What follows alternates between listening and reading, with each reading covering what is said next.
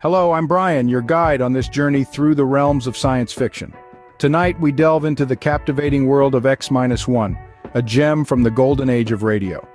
Originally a revival of NBC's Dimension X, this half-hour science fiction series aired from April 24, 1955 to January 9, 1958, leaving an indelible mark on the landscape of radio dramas. Join me as we explore the imaginative landscapes crafted by renowned writers like Isaac Asimov, Ray Bradbury, and more. Get ready for an adventure into the unknown as we feature X-1 on the old-time radio mystery theater. Countdown for blast off. X-5, 4, 3, 2, X-1, fire.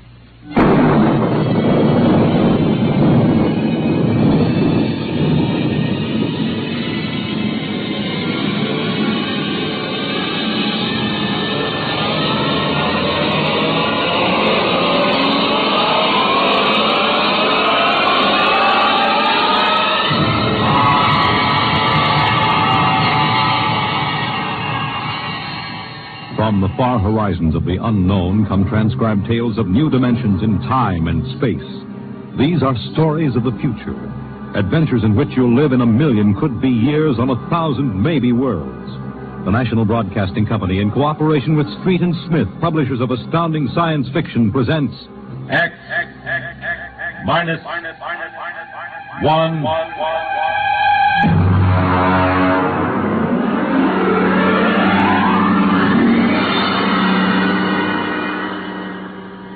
Tonight, the Ray Bradbury story entitled, And the Moon Be Still as Bright.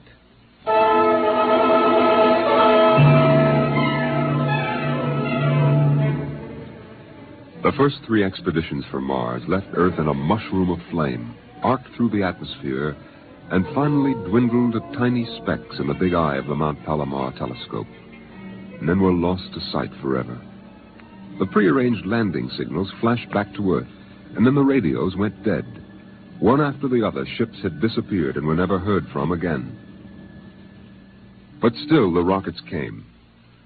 The 4th expedition emerged from the silent gulfs of space, angled down toward the floating red disk of Mars, down into an orbit as the order came to land.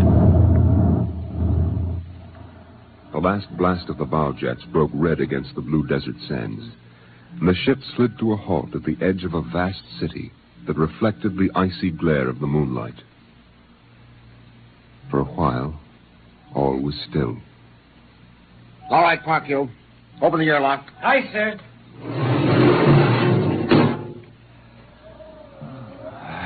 Fresh air. Hey, it's cold out here. Who cares? We got here. I thought I'd never hit solid ground again. Hey, how about a fire, Captain Wiley? It's freezing. Later. We have work to do. Oh, smell that air. Why, you could get drunk on it. Say, there's an idea. Why don't we break out a bottle and celebrate? Biggs, there will be no drinking done until we're secured. But we're landed, Captain. 3 other expeditions landed and disappeared within 24 hours. Now, we're not relaxing security till we find out what happened to them. What do you mean, maybe Martians? Sender, you're an archaeologist. How old would you say they are? I can't tell till I study them more closely. It's a kind of engineering we couldn't duplicate on Earth. Well, I'm not interested in the architecture now. I want to make sure there's nothing there that might be dangerous. Mr. Hathaway. Yes, sir? I want you and Spender to take a reconnaissance party into the city and find out what's there. We'll set up camp here.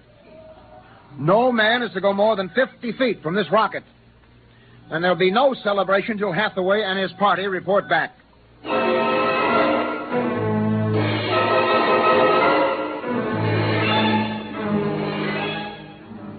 In the sea bottoms, the wind stirred along faint vapors, and from the mountains, great stone visages looked upon the silvery rocket and the small fire. The sky was black overhead, as the 2 racing moons threw knife-edged double shadows on the desert. All right, come and get it. Ciao. Hey, what do you got to eat, Cherokee? Sawdust, smothered in cold chicken fat. Good. I thought it was something I couldn't eat. Hey, Captain. Mr. Hathaway's back. Oh, Captain Wilder. Oh, yes, over here, Mr. Hathaway. Well? Most of the city's dead. Spender says it's been dead a good many thousand years, but we found one part about a mile over What toward about the... it?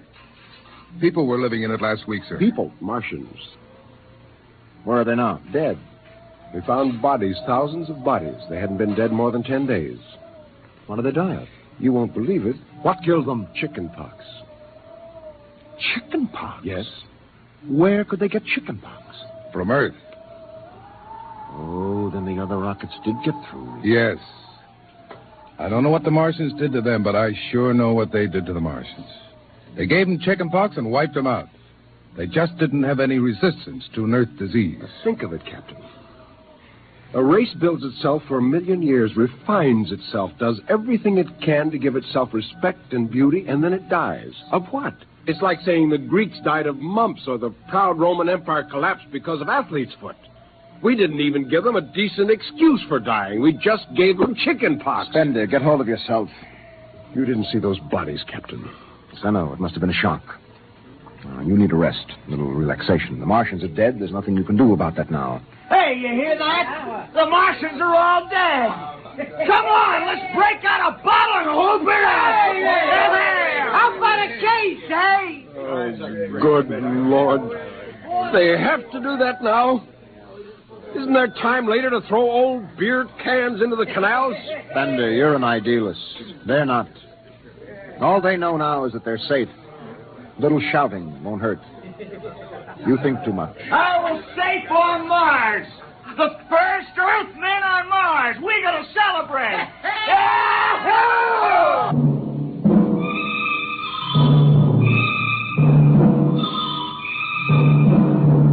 20 bottles were opened and drunk. The voices got louder. The earth laughs and shouts echoing across the empty Martian sands. Spender listened to the wind over his ears, cool and whispering. He felt the land getting cooler. The stars drew closer, very near. The air smelled clean and new. He looked at the cool ice of the white Martian buildings over there on the empty sea lands. Oh, what a woman! Hey, what do we do with these empty bottles? Save 'em, stupid. There's a 2-cent deposit. Throw them away! Hey, wait. How about that building? 2 to 1 on a buck, I can heave one right through that window. You're on. All right, here goes. Bullseye!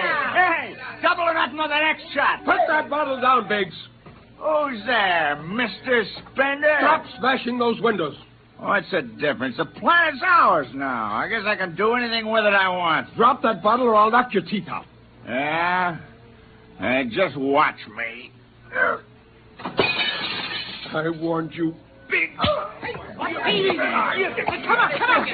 What's going on here? Spender! I hit him. He's crazy, Captain. He just walked up and slugged me. All right, Biggs. Spender, you come with me. Now, suppose you explain. What was the idea?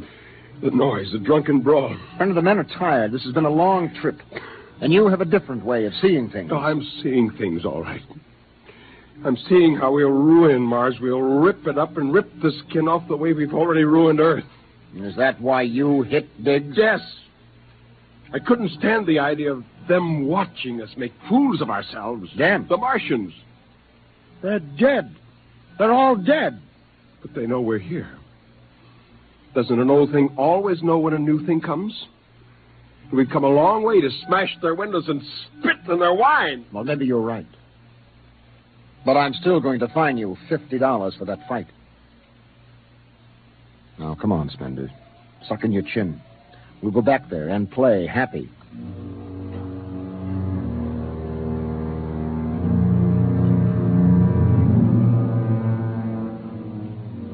Now they moved out into the moonlight across the desert.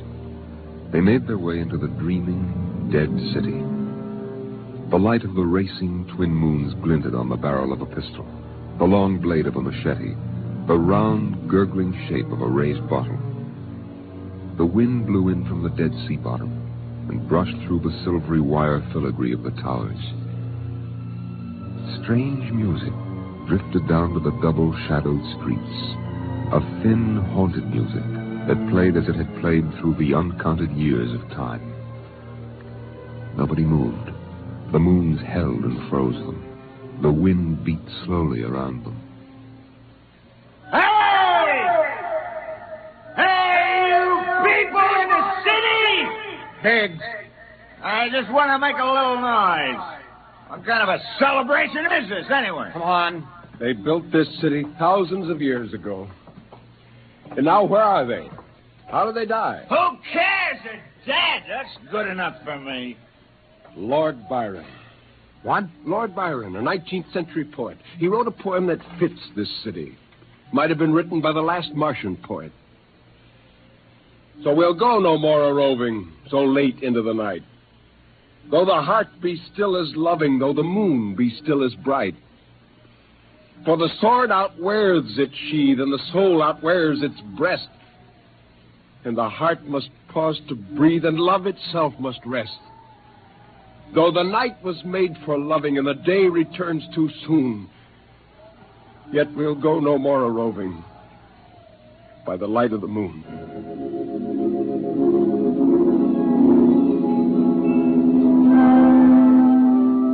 Without a word, the Earthmen stood in the center of the city. It was a clear night. There was not a sound except the music of the wind.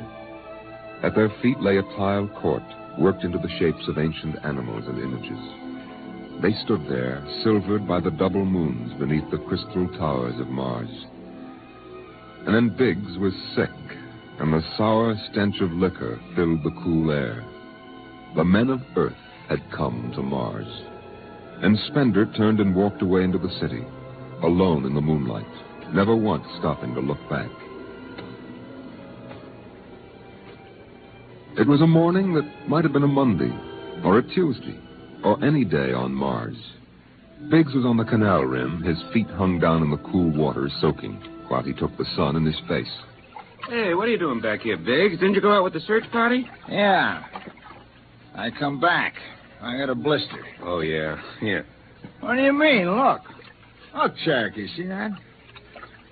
Anyway, I had enough searching. 4 days hunting for that screwball Spender. Didn't find him yet, huh? Oh, good riddance. Oh, my feet. I'm going to soak them in the canal. If I was Wilder, I wouldn't worry about that nut Spender. Let him go. He's a cracked pot anyway. He's a little foggy upstairs, I guess. Hey, why don't you take your feet out of that canal, Biggs? I gotta make coffee out of that water. Coffee? You call that stuff coffee? I had a motorcycle once that dripped grease that tasted better than that. Wait a minute, Biggs. Hey, look over there. Where? By that bush. There's someone there. Hey. It's him. Hey, Spender! Spender? He's coming over. Why'd he stay lost, that crazy jerk? Hi, Spender. Long time no see. Hello, Cherokee. I've been exploring some ruins. Oh, you and them ruins. You're like a dog in a boneyard. What's the matter? Why don't you just say something? Where you been? Up in the hills. What would you say if I told you I found a Martian? Oh, yeah? Where? Never mind. Let me ask you a question. How would you feel if you were a Martian and people came to your land and started to tear it up? I know how I'd feel. I've got Cherokee blood in me. My grandfather told me a lot of things about the way they kicked the Indians around in the Oklahoma Territory. If there's any Martian around, I'm all for him. How about you, Biggs? They're dead. They're all dead. It's a good thing, too. Well, I found a Martian. Up in a dead town in the hills. I've been reading their books, and they're easy to understand. And I've learned their language. And then I found this Martian. And I brought him here, now. I don't see no Martian. I'm the last Martian. What did you say? Biggs, I'm going to kill you. Oh, cut it out. What kind of a lousy joke is that? Now, don't put that gun away. You're kidding, huh? Spender, you're... He's dead. You killed him. You can come with me, Cherokee. You're an Indian. You know how the Martians would feel. You can be with me in this. You killed him. You just killed him. He deserved it. You're crazy. Maybe I am. But you can come with me. Come with you for what? Go on, get out of here, you crazy murderer. Of all of them, I thought you'd understand. I thought you'd remember what happened to your own people. You get out of here, you crazy murdering... Don't reach for that gun! Spender.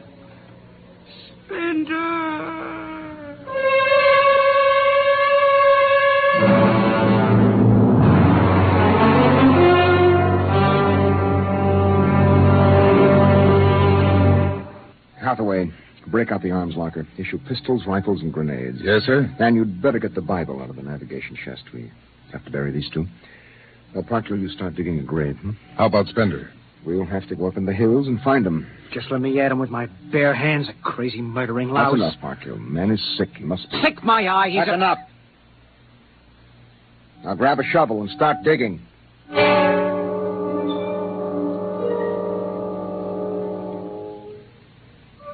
Spender saw the thin dust rising in the valley, and he knew the pursuit was beginning. The sun burned farther up the sky, and the blue sand drifted lazily across the sea bottom below. He sat beside a quiet pool 10,000 years old and held the silver book. Through the house played the strange wind music of ancient Mars, and he heard voices whisper in his mind.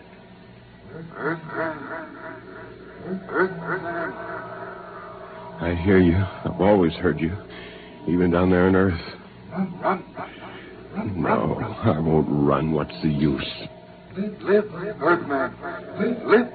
Live? What for? To see them tear down your temples and put up hot dog stands? Run. They've seen me now. They know I'm up here. Live. There's Wilder now. I've got him right in my sights. Kill, Earthman. Kill. Funny, he hasn't ordered them to use grenades. They could lob one right up here and blow me to bits. Yeah, maybe the captain thinks I'm too nice to be blown to bits. He wants my death to be clean. Just one bullet hole in me, nothing messy. And why? Because he understands me. Kill. The only one in the crew who ever did. Kill. Well, at least I can do the same for him. Just one bullet in his head, a nice clean death. All I have to do is pull the trigger and then... It's no use. I can't do it to him. Spender! Can you hear me, Spender? I hear you, Captain. What do you want? Talk! Truce! All right. Come on up. Leave your gun down there and keep your hands up.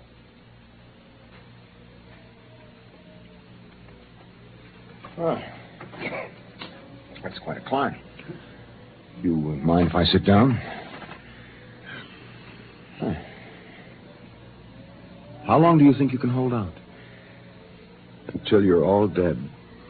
Or why didn't you kill all of us this morning when you had the chance? You could have. I know. I got sick. After I started killing people, I realized they were just fools and I shouldn't be killing them, but it was too late. So I came up here where I could get angry again. Why did you do it? When I was a kid, my folks took me to visit Mexico City. Now, always remember the way my father acted, loud and big. And my mother didn't like the people because she thought they didn't wash enough. I can see my mother and my father coming to Mars and acting the same way. Anything that's strange is no good to us. We aren't fit to take over this planet. But to kill two men. How would you feel if a Martian spit on the White House floor? You know, you haven't acted very civilized yourself. I'll kill you all off, Wilder. That'll delay the next rocket 5 years, and then I'll kill them, too. And if I'm lucky, I'll live to be 60. And I'll meet every expedition that lands on Mars. Oh, I'll be very friendly. I'll explain our rocket blew up one day. And then I'll kill them off. I'll save Mars for half a century. And by then, maybe the Earth people will give up. And yet you're outnumbered. We already have you surrounded. In an hour, you will be dead. I found an underground passage that'll take me back in the hills, Wilder. I'll go back there. And then I'll pick you off one by one. We'll see. Well, it's a nice town you've got here, Spender. It's beautiful. I'd like to live here. You can. Join me. You're not like them. Why go back to them, Captain? I'll show you what a good life these people had. No, there's too much earth blood in me.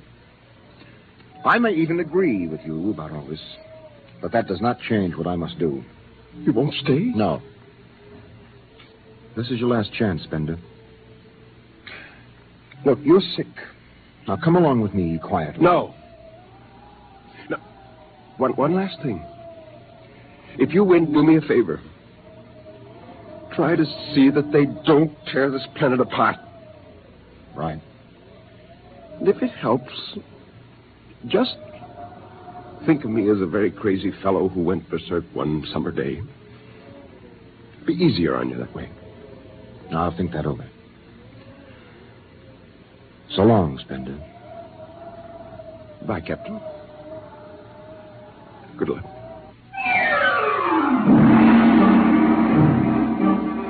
The men spread out again, walking and then running on the hot hillside places where there would be sudden cool grottos that smelled of moss, and sudden open blasting places that smelled of sun or stone. The men ran and ducked and ran and squatted in the shadows. I'll blow his brains! Captain Wilder hugged the rock warmed by the sun. He gasped, for the air was thin and not meant for running. Spender lay at the top of a hill, and a gap in the rocks showed the white of his shirt against the shadows. Wilder looked at the towers of the little clean Martian village, like sharply carved chess pieces lying in the afternoon. He saw the rocks, and the interval between, where Spender's chest was revealed.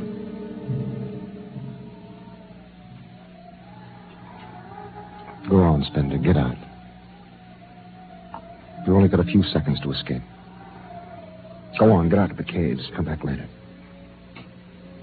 Here, go now. I've got to win this.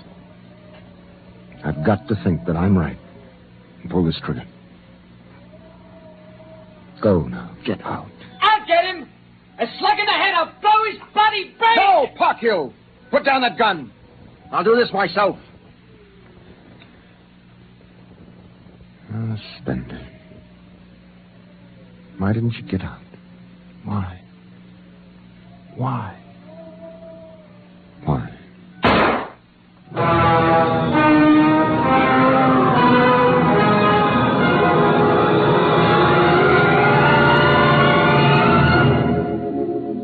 They buried him in that ancient valley town, where the music of the wind played on through the days and the nights. They laid him in an ancient silver sarcophagus with waxes and wines which were 10,000 years old, his hands folded on his chest. The last they saw of him was his peaceful face in the cold silver light of the racing twin moons. The captain found the poem in Spender's pocket, and he read it before he shut the marble door. So we'll go no more a-roving so late into the night. Though the heart be still as loving, and the moon be still as bright. Though the night was made for loving, and the day returns too soon, yet we'll go no more a-roving by the light of the moon.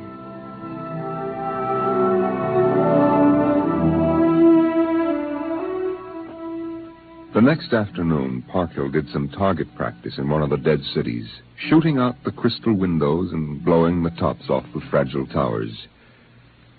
Captain Wilder caught Parkhill and nearly knocked his teeth out.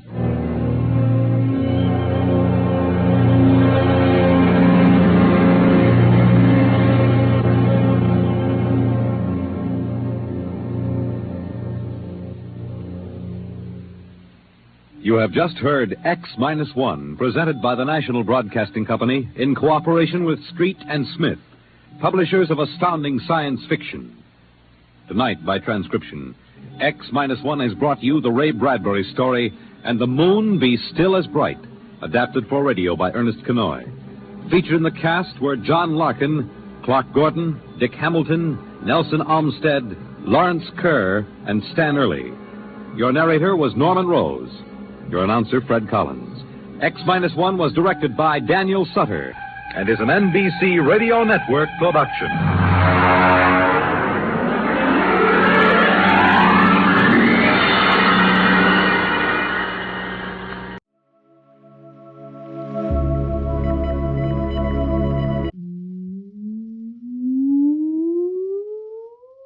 Countdown for blastoff. X minus 5, minus 4, minus 3, minus 2, X minus 1. Fire.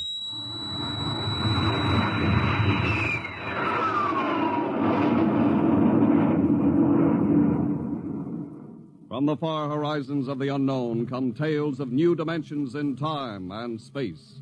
These are stories of the future, adventures in which you'll live in a million could-be years on 1,000 maybe worlds. The National Broadcasting Company presents X minus 1.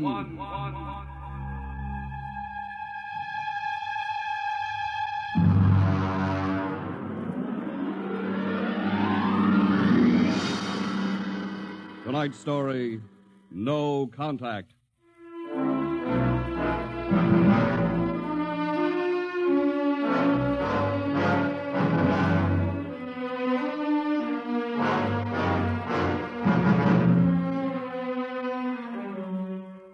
It was in the year of 1982 that spacemen first discovered the Great Galactic Barrier.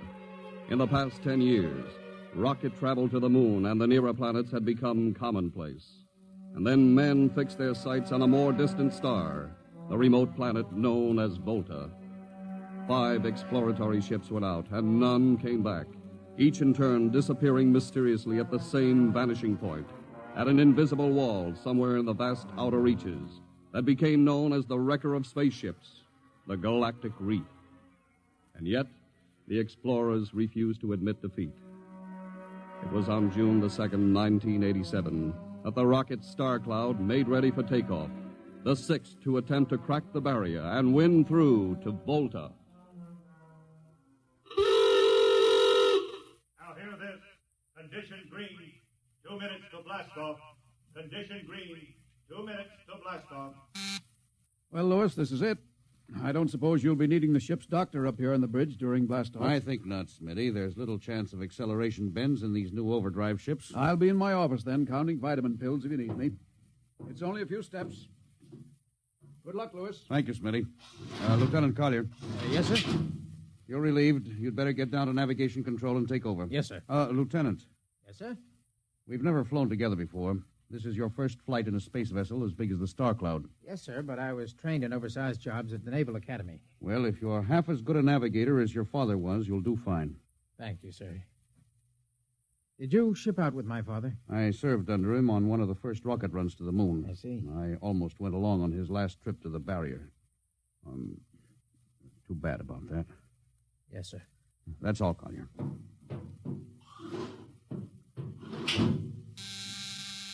Lieutenant Paulson. Get me the ground control tower on the field. I want to talk to Colonel Harrison. Yes, sir.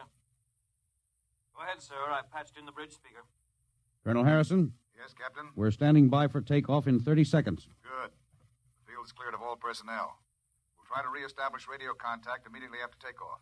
In any event, there'll be a 24-hour ground monitor. Fine. Good luck. Hope you make it. Thank you. Bridge to navigation control. Nav control, Collier. Ready, Lieutenant? We're ready, Captain. The course is in the integrator for takeoff at 1200 hours. All right. Stand by for blastoff. Bridge to engine room. Fire up your rocket chambers. Take off at exactly 1200 hours. I'll read you off. 20 seconds. 19. 18. 17. 16. Hold it. Revoke all orders. Who turned in that alarm? Paulson, sir. We've uncovered a stowaway. Stowaway? Where? Hiding in sickbay. Dr. Smithson found him. Have him brought up to the bridge. Engine room, kill your rockets and stand by. Thorson, this is Colonel Harrison in ground control. What's holding you up? Trouble. What's the matter with you? What's the matter with you? There's a stowaway aboard. Stowaway? Yes, I thought your men were supposed to police this base. What's the matter with you? Captain, take it easy. You know what this delay can do to us, don't you? 1 minute later takeoff can throw us a million miles off course. We'll have to reintegrate the whole works. Well, look, how long do you think it'll take Don't bother for me for a while. I'm busy. Stupid idiot. Captain Paulson? Yes, come in, Smitty. Here's your stowaway. Now, court-martial... Oh, Charlie. Can you use a good radio man, Skipper? Well, I see you two have met. Met. Skipper and me made 50 trips to the moon together. Didn't we, Skipper? Charlie, if you wanted to come along, why didn't you volunteer? I did, Skipper. They turned me down. Oh, what's wrong with you? Acceleration bends. They said my arteries wouldn't stand another trip. Oh, I'm sorry to hear that. But they're wrong, Skipper. I got one more good trip in me. Listen, Skipper, you know that these green kids, they don't know the first thing about space radio operation. Now, you put a man like me on, and I'll be getting you bedtime stories from Mars. Charlie, you know the regulations as well as I do. I can't take you much as I'd like to. Colonel Harrison will murder me for this. Well, I'm sorry, Charlie. I'll have you put aground. I'll tell you what, I'll ask Harrison to put you on as ground radio contact, and it'll seem as if you're right here with us. He won't do it, sir. Well, he'd better. I'll have him busted to corporal for letting you sneak aboard. Look, Charlie, you better be off. Paulison. Yes, sir. I'm sending this man aground. Give him time to clear the launching platform. Yes, sir. So long, Charlie. I'm sorry. Good luck, Skipper. I thought you were going to have him drawn and quartered. If it had been anyone else, I would have, Smitty. But Charlie, well, he's kind of special. He's been with me since my first command when we began the regular run to the moon. And if he wanted to come along this time, well, it's only through loyalty to me. You know, Lewis, I didn't realize it before, but you're almost human. Captain Dawson, nav control, Collier. Oh, yes, Lieutenant. How badly are we fouled up? Can you recalculate the course, or shall I cancel the takeoff? I've already plotted a new course on the integrator, sir. If we take off in exactly 30 seconds, we'll need to correct for only a 1-degree deflection. I can do that before we breach the stratosphere. That's quick work. Are you sure? Yes, sir. Positive, sir. All right, Collier. I'm putting it in your hands. We'll blast off on your signal. Bridge to engine room. Prepare to blast off on navigator's signal.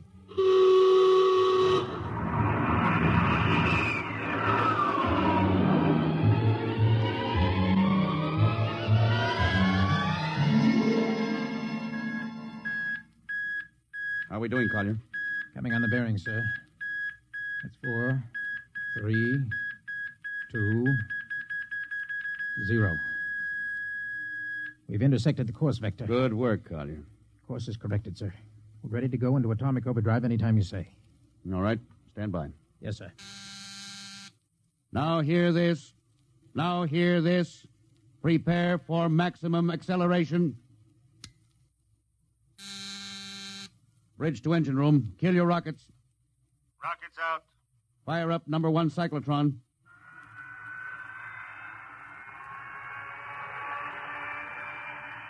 Number 1 ready. Fire up number 2. Number 2 ready. Withdraw your dampening rods. Fission chamber ready. Blast tubes cleared. All generators operating at capacity. Take it over, sir. Go into overdrive at the count of 0. 3 seconds, Mr. Collier. 3, 2, 2, 1, 1, 0. 0.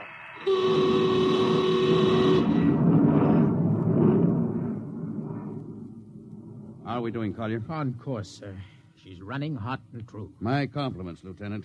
This job would have done your father credit, and he was the best navigation officer I ever saw. Oh, thank you, sir. Start your gyros. Put her on robot control. All right, the bridge is yours, Mr. Collier. If you need me, I'll be in Dr. Smithson's office. Yes, sir.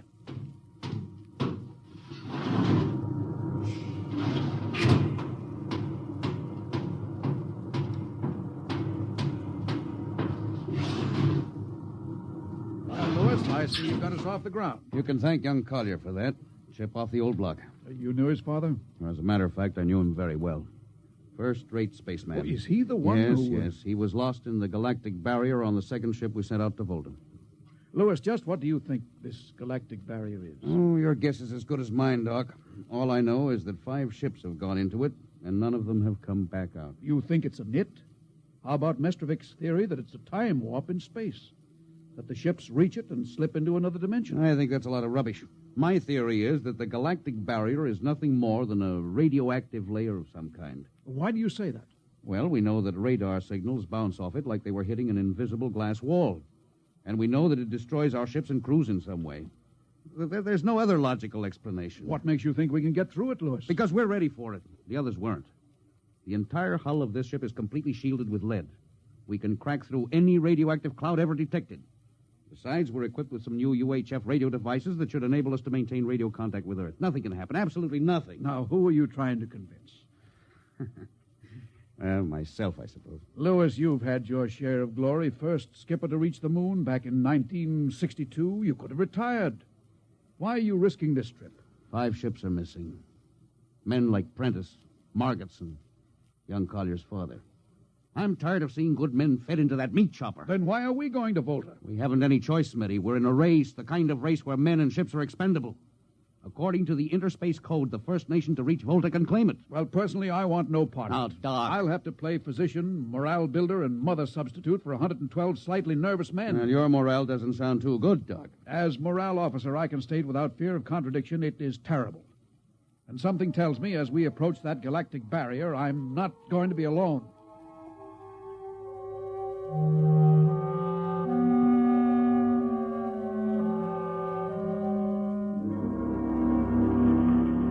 Hello, Earth. Hello, Earth. Captain Thorson of the Star Cloud calling Earth. Hello, Star Cloud. Hi, Captain. Charlie. Well, I see they haven't court-martialed you yet. No, sir, thanks to you. Well, it's good to hear you. You can read us the funny papers on Sunday morning. Right. How's our signal? Strong. Clear as a bell. Now, here's our log report for Colonel Harrison. You ready? Shoot. June 2nd, 1987. 4 weeks out from Earth. Running true. No radiation. Operation normal. Still making our approach to the galactic barrier. That's all, Charlie. See you later. Good luck, Captain.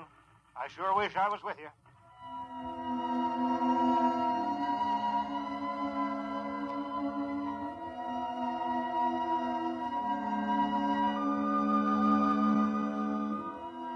How's the morale, Smitty?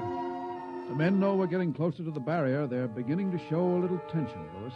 Oh, how's their physical condition? Any sickness? About half the crew has come down with space blues. I was afraid of that. Are they bad? Same as usual. Lips and hands with a bluish cast. Eyes are sensitive to infrareds. I don't know. When I first started flying these tin cans, nobody ever heard of space blues. Well, now there's a theory it's caused by the terrific acceleration of atomic overdrive. Change in gravity affects the circulation. What do you think? I think it's psychosomatic. I've noticed that the same men who get space blues under tension on a ship tend to get blue coloration back on Earth when they're upset.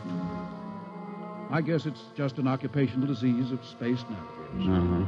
You think it's just nerves, then? Well, young Collier's got a bad case.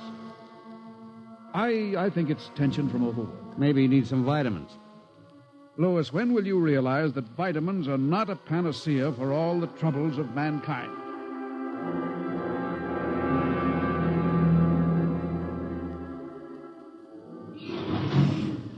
Sir,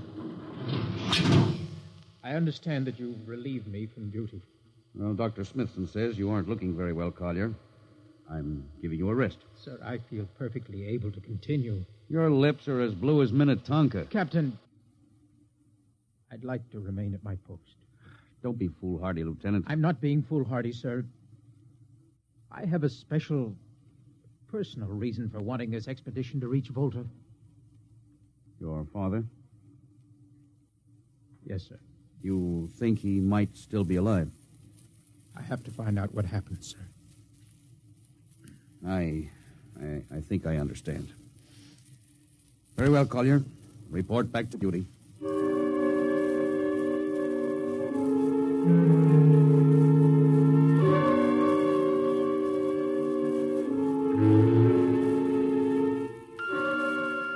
What's the reading, Paulson? We're getting a +5 radar bounce now. Coming off the barrier almost as fast as we sent it out. What's the interval? 2 seconds. Shortening steadily. At this rate, we'll hit the wall in the next few minutes. All right. Alert the crew. Sound general quarters. Now, hear this. Condition red. We are now approaching the galactic barrier. All hands to stations. All radiation detectors to be fully manned. Full security will prevail until further notice. That is all. Paulson. Yes, sir? The radar bounce is up to +6. We'd better try to make final contact with Earth. Is Sparks still trying to raise the base? Yes, sir, but he's not having much luck. Oh? Seems to be some interference. That's the radio room now. Yes? You got him? Well, cut in on the bridge speaker. Captain will take it from here. Hello? Star Cloud to Earth. Can you hear me, Earth? Hello, Skipper. I can barely read you. We're getting heavy static from sunspots. That's not sunspots, Charlie. We're right on top of the galactic barrier. Getting a +7 radar bounce. Expect to hit the barrier almost any second now. Good luck, Skipper. If we crack the barrier and come through still in one piece, I'll try to get back to you on the high-frequency band. Gotcha, Skipper. Don't worry. I'll be waiting. So long, Charlie. So long, Star Cloud. Must be getting awfully close now, Captain. Echo's bouncing back so fast it's almost beating the signal. Well, when they go inside, hold on to your hat. That's when we run into the wall. Any second. Hold on. Oh, here goes nothing. Here it comes.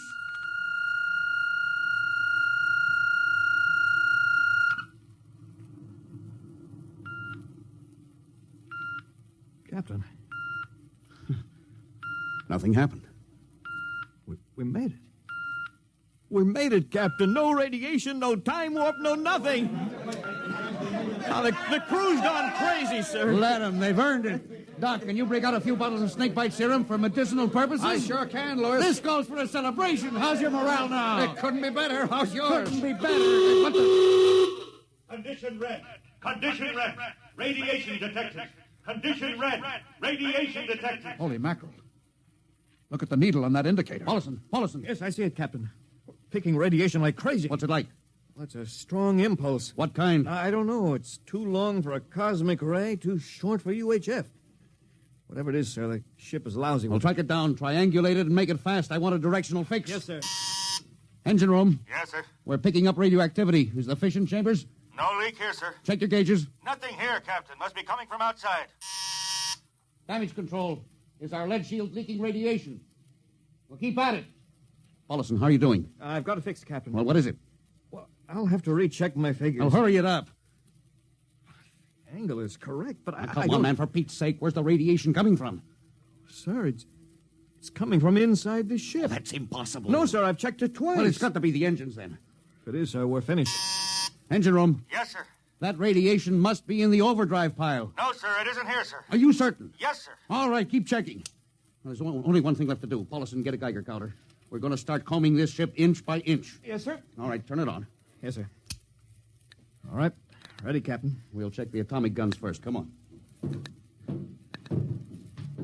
We'll cut through the officers' quarters here to ordnance. Now turn here. Oh, wait a minute, sir. Huh? What is it? The signal's weaker now. Yeah. Let's go back. Hold it. Seems strongest right about here. Oh, it doesn't make sense. Whose cabin is this? Lieutenant Collier's. Collier? Oh, he's down in nav control, sir. Oh, I'll try the door. It's not locked, sir. Oh, it's in here, all right. Listen to that counter. Strongest over here. Open that wall cabinet. It's locked, Oh, sir. smash it. Shut off that Geiger counter. Now, what do you make of this, Paulison? Well, it looks like some sort of portable transmitter, sir. Must be foreign manufacture. I don't recognize the calibration symbols at all. I've never seen anything like it. Which raises a small question. What is Lieutenant Collier doing with a transmitter in his cabin? I don't know, sir. Well, I intend to find out, Paulison. Get down to nav control and bring Collier up to the bridge on the double. Well, hadn't we better find some way to shut this thing off first? I know a way.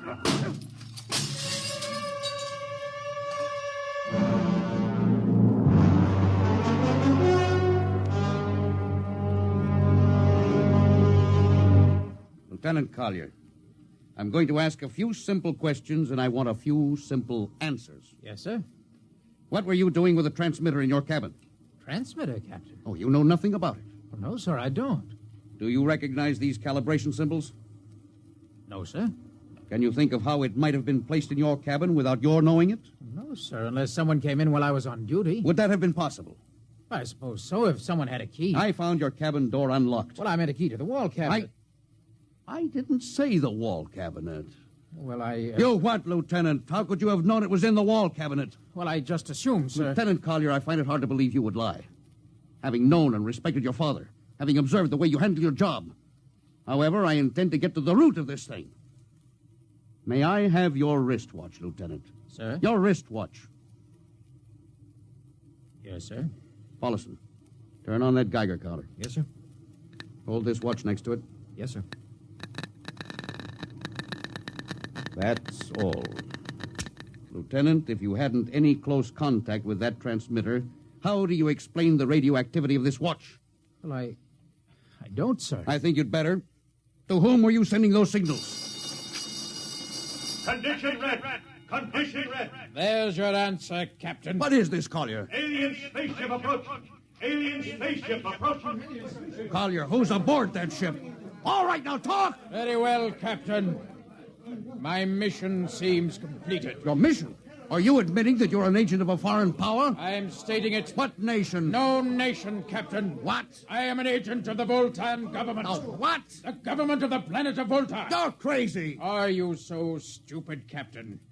Did you think your people are the only ones who can invade another planet? What do you mean? We've had agents operating on Earth since 1945. I don't believe you. What do you think happened to those 5 ships, Captain? Where do you suppose we got our information? Your language, your culture, family background. Your appearance, you look like... Like Commander Collier? Well, is that so surprising, Captain? You see, Captain, we had a living model. I ought to kill you. That would be very foolish, Captain. I would advise you to surrender without delay. Alien ship now coming in ordnance range. I'll deal with you later, Collier. Paulison? Yes, sir. Put this man in irons, take him away. Don't worry, sir. We'll take good care of him. Carpenter, Robinson. Gunnery. Gunnery, Richardson. What's the range? 10,000 meters. They're closing fast. Put your guns on radar tracking. Tracking. Coming on the bearing. Fire. Fire, Richardson. Richardson, did you hear me? Fire! What's the matter down there? Did you hear me? Richardson, answer me. It's no use to shout, Captain. Collier, how did you get loose? Where's Paulison? Lieutenant Paulison is dead. All stations! Lieutenant Collier has escaped. Seize him, men! Don't waste your breath. Your men can't hear you, Captain. What? Those still alive are my men. You're lying. No, Captain. Every ship that has ever left Earth was controlled by a Voltan crew. That's impossible. Those were hand-picked men. Hand-picked by us. I don't believe you. No? Then why not call for help? Carpenter, Robinson, Haley, report. You see, Captain? Carpenter, Robinson, Haley. It's quite useless, Captain. I would advise you to sit very quietly and do nothing. Very well, Collier. You've beaten us. What now? The ship will be taken to Volta for, shall we say, further experimentation. I see. Of course, there's one thing you hadn't counted on. Just what is that, Captain?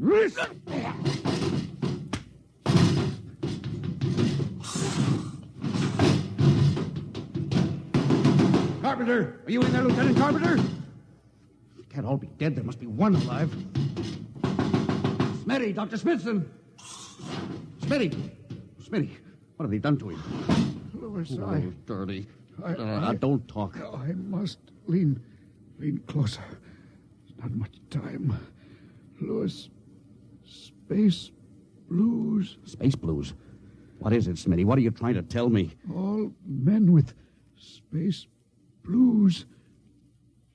Voltans. Let me help you. No, Louis. Get message back to Earth. Voltan, 5th column.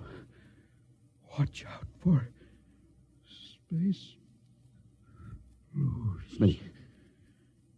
Oh, Smitty. Captain Thorson, you can't hide from us now. Come back to the bridge and surrender, or my men will come and get you.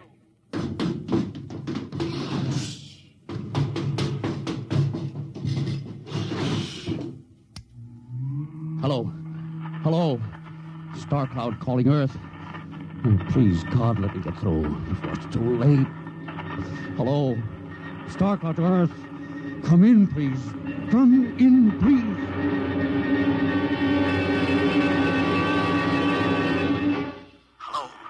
Hello. Star Cloud to Earth. Captain Thorson calling. Charlie, come in. Please, hurry. Hello. Oh, hello. Can you hear me, Charlie? Skipper, is that you? Are you getting my signal? It's coming in a little louder now, Skip. Keep sending. God, now look, Charlie, listen to me. Not much time. Get word to Colonel Harrison. Crew mutinied. Most of crew members, Fultons. What? Fultons. Spell that. V-O-L... Fultons. That's right. They're from the planet Volta. Skipper, are you all right? Now, Charlie, this is serious. They'll be here any second. Now, listen, they have a fifth column on Earth. They're planning to invade you. You mean it? Of course I mean it. Tell Harrison, posing as humans. You can detect them by space blues. You got that? Only Fultons get space blue. Charlie, did you hear me? Space blue. I get you. They're breaking in, Charlie. I'm depending on you. Warn everybody. Captain. They've opened the door. So long, Charlie. Tell Harrison. Captain Thorson. Hello. Hello, Star Cloud. What's the trouble, Sergeant? I was just trying to raise a star cloud, Colonel. I had any luck? No, sir. No contact. No contact, eh? No, sir. Nearly an hour since they hit the galactic barrier. I don't understand why they haven't tried to get a message back. No, sir. Neither do I. Oh, all right. I'll take over for a while. Yes, you do that, sir. It's all yours. Right. Oh, and Charlie, you better go out and get yourself some coffee. You look a little blue around the gills.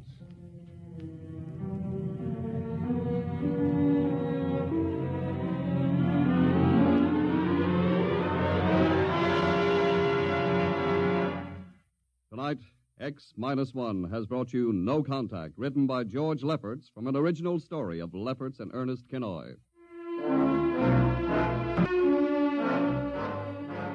Featured in the cast were Louis Van Ruten as Captain, Donald Buca as Collier, Wendell Holmes as Charlie, and Bill Griffiths, Bill Smith, Matt Crowley, and Ken Williams. Your announcer, Don Pardo. X-1 was directed by Fred Way and is a transcribed NBC Radio Network production. And now, next week. When you want to take over a world, you naturally look for its weak point, some way to catch its people off guard. We live in a world where everybody loves a parade, a world of press agents and publicity stunts. But who would ever dream that invaders from outer space would take advantage of that weakness and actually hire a press agent to advertise their coming? Who would believe it was anything but just another publicity gag? At least, not until the terrible moment when it was already too late. The moment of X-1.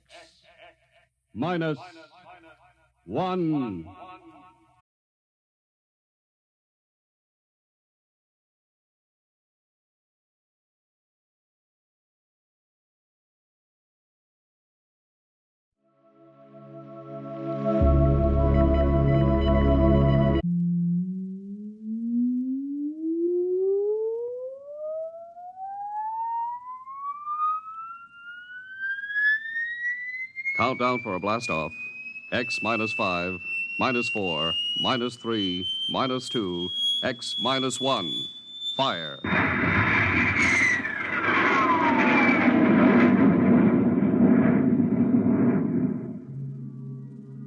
From the far horizons of the unknown come transcribed tales of new dimensions in time and space. These are stories of the future. Adventures in which you'll live in 1,000,000 could-be years on 1,000 maybe worlds. The National Broadcasting Company presents X-1.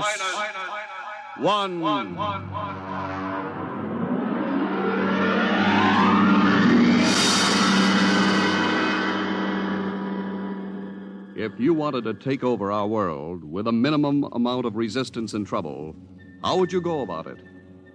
Tonight we'll tell you how, with a strange and chilling story by George Lefferts. The Parade.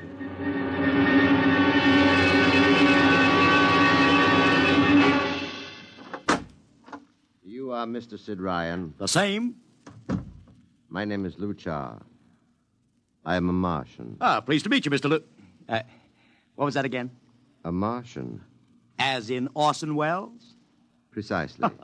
I'm a Rotarian myself. Sit down. Thank you. Now that we've had our little joke, Mr. Lucha, what can Publicity Associates do for you? I am interested in obtaining publicity.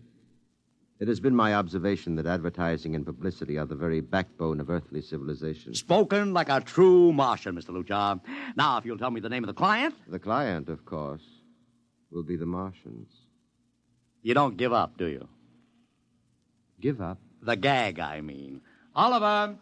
Yes, Mr. Ryan? This is Mr. Lucha. Oh, how do you Mr. do? Lucha claims to be a Martian. Take him outside, will you, Oliver? I am happy to see, Mr. Ryan, that my telling you I am a Martian has approximately the effect I guessed it would.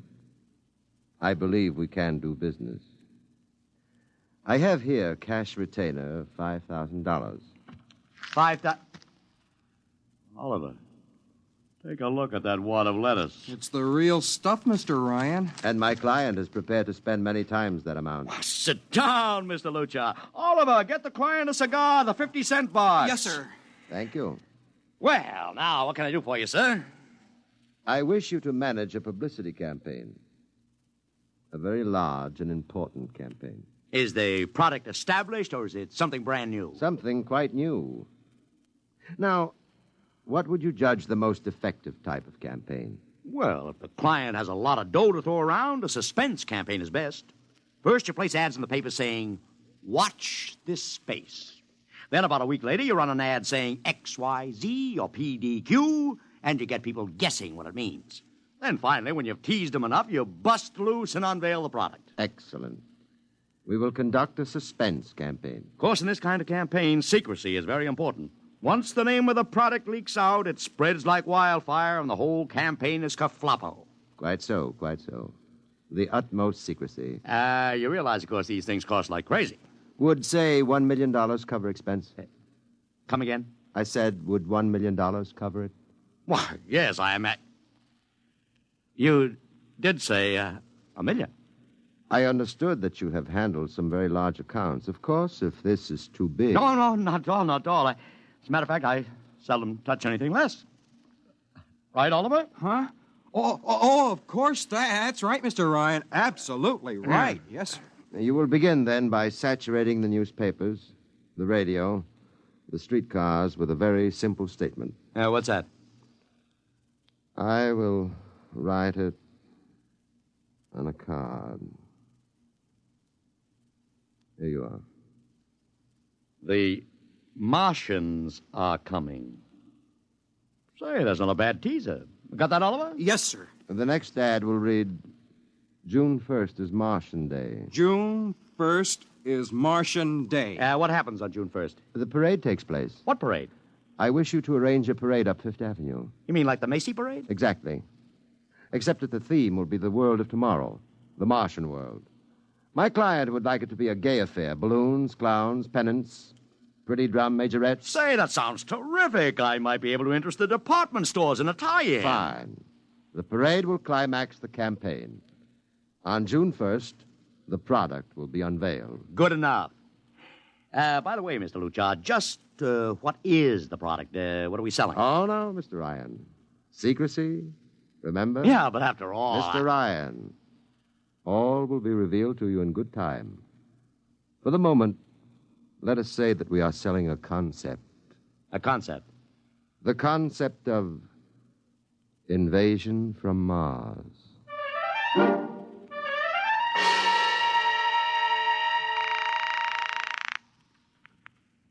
Sorrel Talent Agency. Sammy Sorrel, please. This is Sammy. This is Sid Ryan over at Publicity Associates. Listen, Sammy, how you fixed for midgets? I got midgets. Fine, I need 40 midgets for a parade. 40. June 1st. And listen, Sammy, I want them dressed in little spacesuits. In little... You know, like men from Mars. Mars. Okay? And I want some movie extras, maybe 50 of them. 50. Also rigged up like men from Mars. Make them look gruesome. Got that? Gruesome. Also, I need some horses with pretty girls on top of them.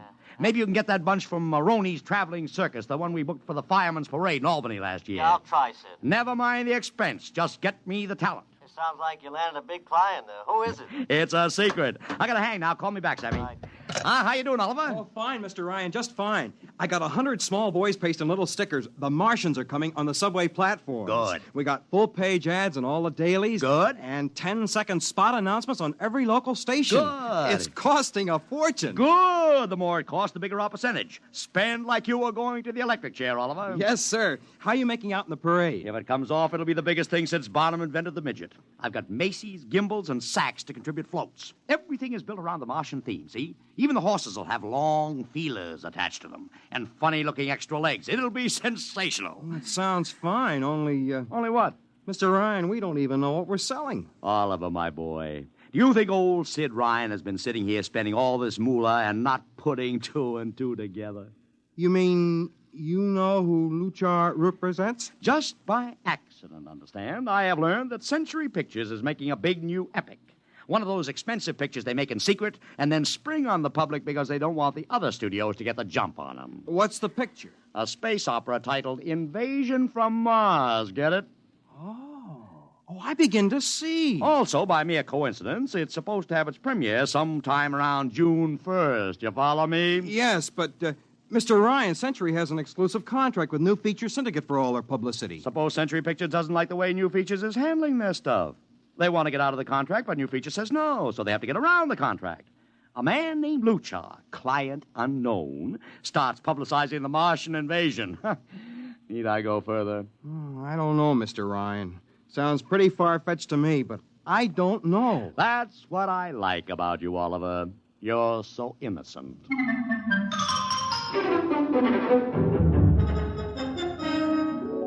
Now, let me talk to Commissioner Patrick, please. Sid Ryan. Hello. Commish, Sid Ryan. Oh.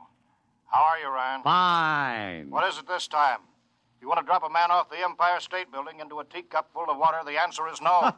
Also, we're not arresting any fan dancers. You know I don't handle fan dances. I want a permit for a parade. June 1st, 5th Avenue. It's a Sunday. There's no traffic. Now, look, Ryan, Macy's gets a permit. Gimbals gets a permit. The American Legion gets a permit. The Sons of Erin march every time Morton Downey sings the Wearing of the Green. Oh, don't give me a hard time, Patrick. This is too big. I have the 5th Avenue Merchants Association behind me.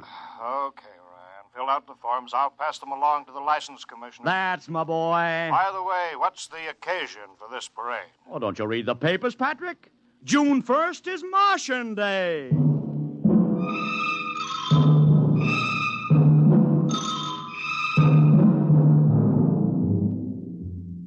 How is the campaign going, Mr. Ryan? Like wildfire, Mr. Luchar, like wildfire. Everybody and his brother is going along with the gag. Yesterday, we distributed 50,000 Martian hats to school kids. I got some of the merchants doing World of Tomorrow displays in their windows. Every big novelty manufacturer in town is climbing on the bandwagon. They want to get into the parade with floats, giveaways, anything. Everybody smells a buck to be made. I wouldn't be surprised if the mayor himself declared Martian Day. I've even arranged for Commissioner Patrick to accept a $50,000 check for the Policeman's Benevolent Fund from the man from Mars. Oh, it's terrific, terrific. My blood pressure's up to 200. Excellent. I understand Century Pictures spent over $1 million making that space opera. I beg pardon? Oh, come, Mr. Luchar. Sid Ryan wasn't born yesterday, you know. I know who our client is, even if you don't admit it. You do? Always thinking that's me. Well, as long as you know, let's keep it to ourselves, shall we, Mr. Ryan? As you once remarked, when these things leak out, it destroys the surprise and ruins the effectiveness of the campaign.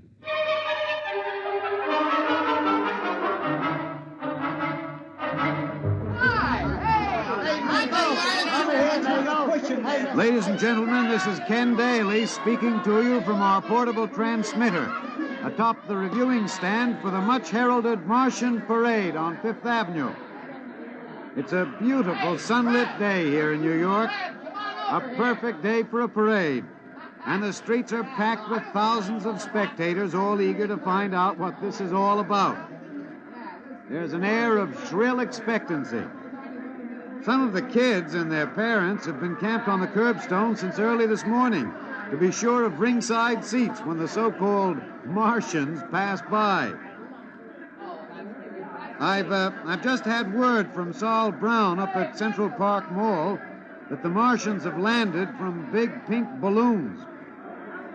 And now, while we're waiting for the arrival of the parade, We brought some people up to our microphone to tell you their reactions to this most spectacular of all publicity stunts. That's right, come on. What's your name, madam? Miss Ada Shackley. A little louder, please. Miss Ada Shackley. Uh-huh. And where are you from, Mrs. Shackley? Columbus, Ohio. I see. And I see you have your family with you, too. Two little curly-headed blonde boys. Are you in New York on vacation? We came for the Shriners Convention with their daddy. What do you think of Martian Day, Mrs. Shackley? Well, it all seems very strange to me, but the boys have been pestering me to watch it, so we've been standing here 2 hours. I can't make head or tail of it. Well, neither can a lot of other people, Mrs. Shackley. But judging by the thousands here today, there's a lot of curiosity. Curiosity killed the cat, folks say. Well, let's hope not. Thank you, Mrs. Shackley. Mr. Ryan's here. Ryan, right. And this is Mr. Sid Ryan, ladies and gentlemen, the publicity man who's the brains behind the Martian Day stunt. Hello, Sid. Good morning, Kenneth. Easy, not so close to the mic. Oh, sorry. Hey, Sid, you've certainly lifted the lid this time. Looks like it, doesn't it? Sid, there's been a great deal of speculation as to exactly what all this is leading up to. I've heard some folks say it's a big war bond drive. Others think it's just to stimulate local business.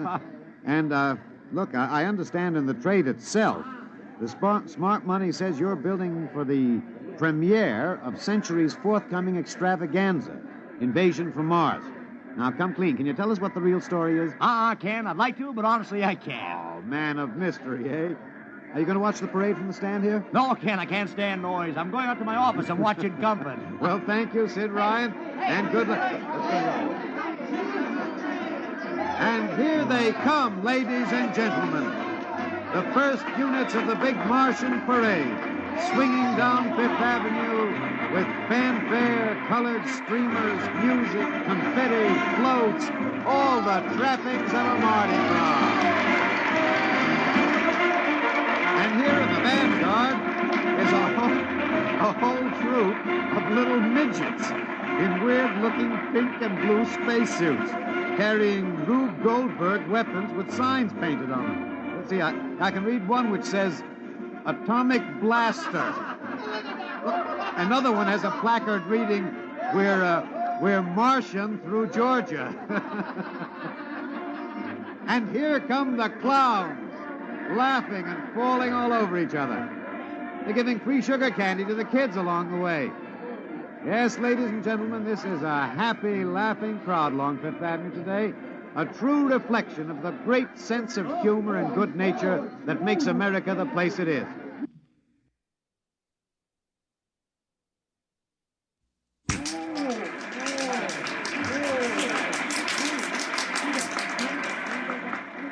This is promised as the climax of the show. And now a great hush has fallen over the crowd. It's quite a sight to see these thousands of people standing here expectantly, hearing only the great regular sigh of their mass breathing. And now here they come, ladies and gentlemen, the Martians, marching in booted, helmeted ranks, row after row of them.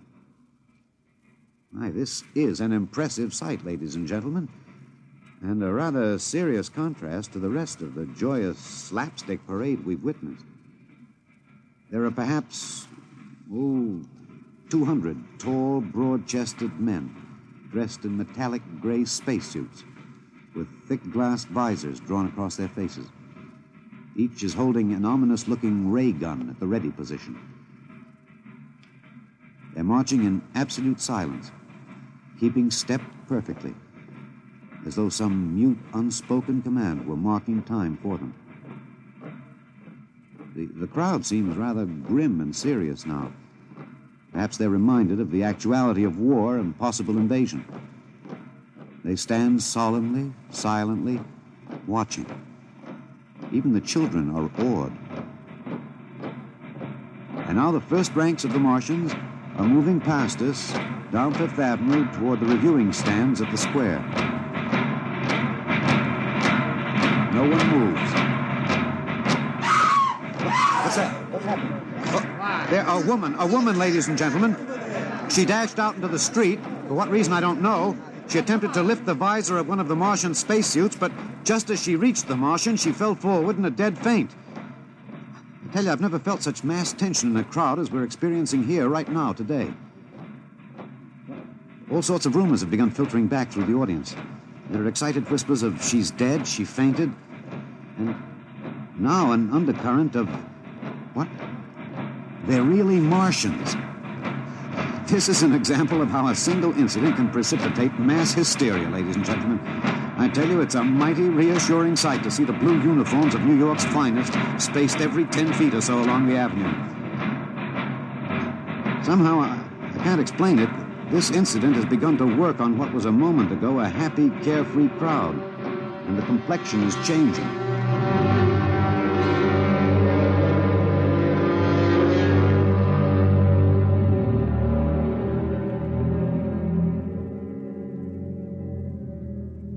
Mr. Ryan, did you see that? A woman fainted. Of course I saw it. What do you suppose she saw? Oliver, old man, did I ever tell you you were too naive for this business? But that young woman ran out into the streets to get a close look at the Martians, and then she screamed and fainted dead away. I'm well aware of that, Oliver, since I paid her $50 to do it. What? The dramatic moment, Oliver, the stock and trade of the good publicity, man. Relax. Holy smokes, you sure think of everything. Yeah, for my share of this deal, roughly $100,000, I can afford to think of everything. Shut the window. Don't you want to see the finish? We'll go down to the reviewing stand for the finish. Right now, I want to make a phone call. By the way, where's Lucha? I haven't seen him. Well, he'll be around. Boy, those Martians sure look like the real thing. How would you know the real thing if you saw it, Oliver? Well, gee, I don't know. Close the window, Oliver. Oh, yes, Mr. Ryan.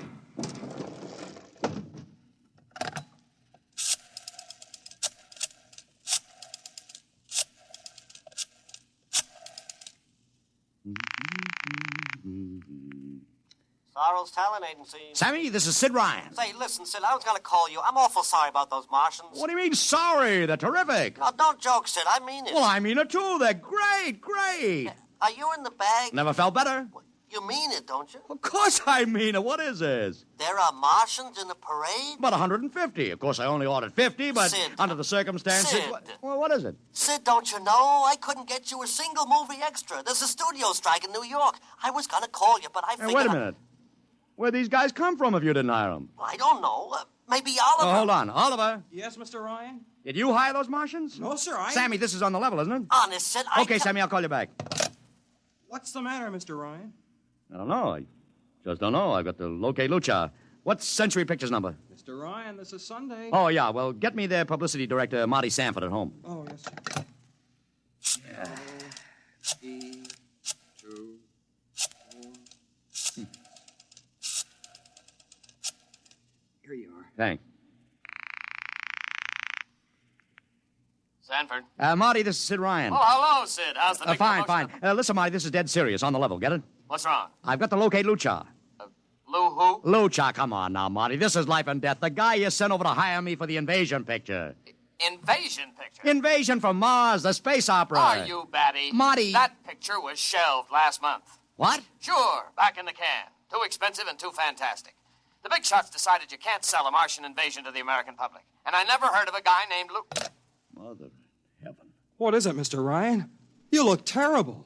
That's too fantastic. What's too fantastic, Mr. Ryan? Is something wrong? Open that window. I want another look at those Martians. Yes, sir.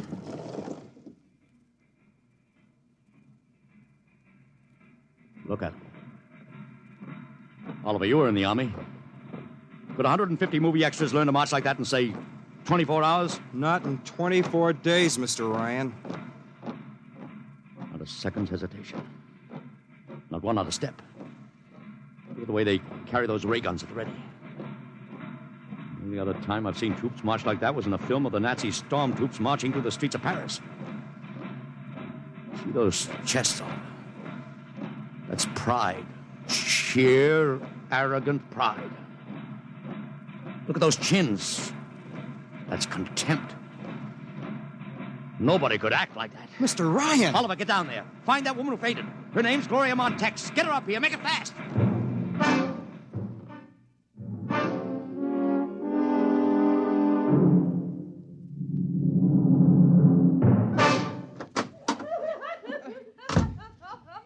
Here she is, Mr. Ryan. Ryan, I can't get much sense out of her. Stay away from me. Gloria, it's me, Sid Ryan. Oh, don't kid me. You're a Martian. Gloria, settle down. No, you're wearing a mask. Baby, it's me, Sid. And underneath, it's awful. It's all big green eyes and those feelers like a catfish. Baby, snap out of it. Listen, what happened down there? You ran out and screamed like I told you, but the fainting, that wasn't in the act. Oh, go away, please. Go away. What'd you see? Oh, no, please. It's too awful. Please, please. Just one question, baby. Inside that helmet, what'd you see? You won't get anything out of her, Mr. Ryan. She needs a doctor. Okay, Oliver, I've heard enough anyway. You take care of Gloria here. Get her a drink. Where are you going? To see the commissioner. We got to stop this parade before things begin to happen.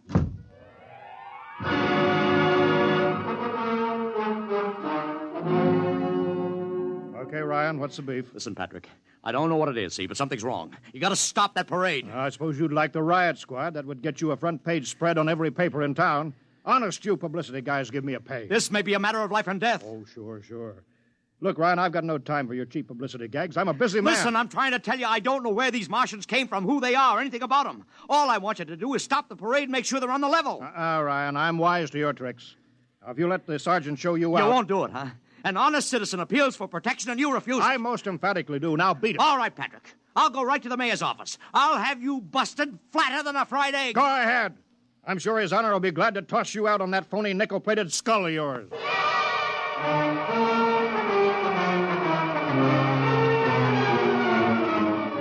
You heard me, Ryan. You cannot see the mayor. Adolf, please. This isn't a gag. I don't want publicity. All I want to do is maybe prevent something horrible from happening. In case you don't know it, wise guy, something horrible is already happening.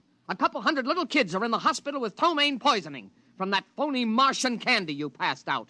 Or didn't you know? I didn't. We've got to stop that parade. Sure you'd like nothing better than to start a panic now.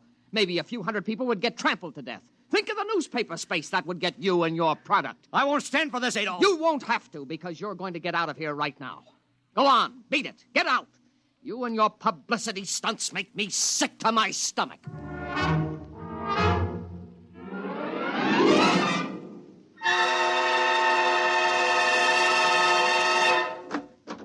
Oliver! Oliver, where are you? Oliver! Oliver! It is useless What? to scream at him, Mr. Ryan. Your friend is quite dead. Lucha. He wanted to run to the police with some story about a Martian invasion. I found it necessary to restrain him. Restrain him, you stinking murderer. Now, Mr. Ryan, collect yourself. After all our planning, it wouldn't do to have everything spoiled, now would it? Lucha, start talking and talk fast, because when you get through, I'm going to take you apart piece by piece. What's this all about? But surely you know, Mr. Ryan. After all, you've been publicizing it for months. Listen, you... Please, do not interrupt. You see, before colonizing your planet, we Martians sent advanced scouts to study your habits, your weaknesses. We found that the people on Earth are predominantly conditioned by advertising and publicity, and so we conceived the idea of treating our entire invasion as a vast publicity stunt. Clever, huh? After all, Mr. Ryan, who would suspect an invader who advertised his invasion in the newspaper, invited the public to his surprise attack, and spent millions publicizing his plans? Holy jumping catfish. You've done very well. Then there was no product. Ah, but there is a product. The product is death. What are you trying to do, Lucha? We Martians are a humane people, Mr. Ryan. We do not like to destroy thousands where a few hundreds would suffice. In exactly 2 minutes, our troops will treat the world to a spectacle of death, which will bring the rest of your planet to its knees in horror. Nations will clamor to surrender. Perhaps, Mr. Lucha. But not if I can help it. You...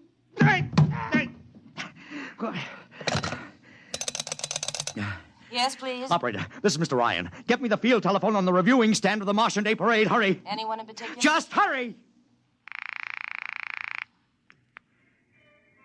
Reviewing stand, Sergeant Cassidy. Get me Commissioner Patrick. Hello. Hello. You'll have to talk louder. I want Commissioner Patrick. Oh. Patrick! Wait a minute. Things are quieting down. Now, what was it you wanted? This is Ryan. I have to talk to the commissioner. It's a matter of life and death. I'm sorry, you can't talk to him now. The chief Martian is presenting the PBA check to him. The Martians are going to fire a salute. Listen, you got to stop him. What? Stop him! I'm sorry, Mr. Ryan. You idiot! The works is going!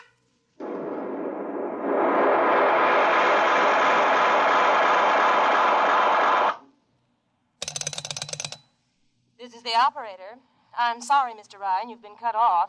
I can't seem to get them back. Doesn't matter, operator. Nothing matters now.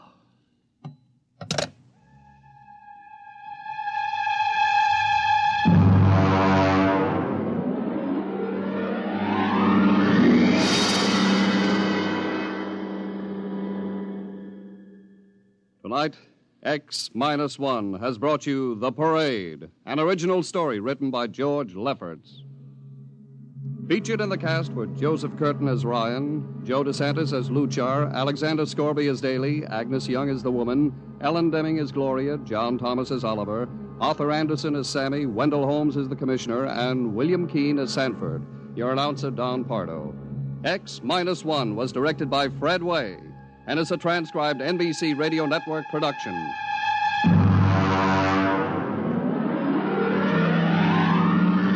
Next week, the tables turn. Instead of Martians invading Earth, we bring you a tale of men invading Mars.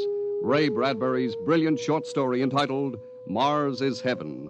Suppose you were a member of the first rocket ship crew to land on Mars, but instead of seeing Martians, you find that you've landed in a town that looks just like home, that all your dead relatives and friends are there to greet you, so that as incredible as it may seem, you think you're really in heaven. That is, you think so, right up to the fatal moment, the moment of X-1.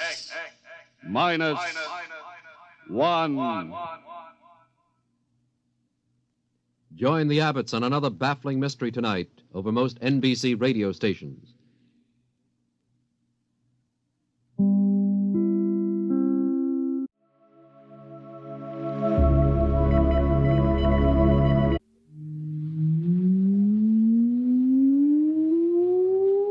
Countdown for blastoff. X -5, -4, -3, -2, X -1. Fire.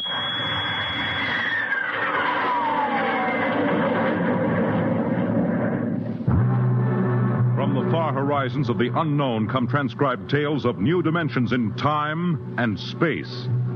These are stories of the future, adventures in which you'll live in 1,000,000 could-be years, on 1,000 maybe worlds. The National Broadcasting Company presents X -1.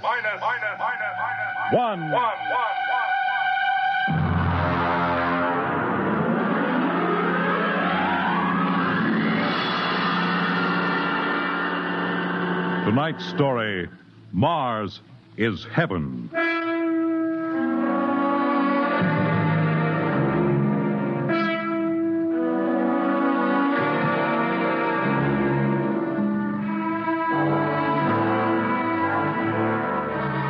When the first space rocket lands on Mars, what will we find?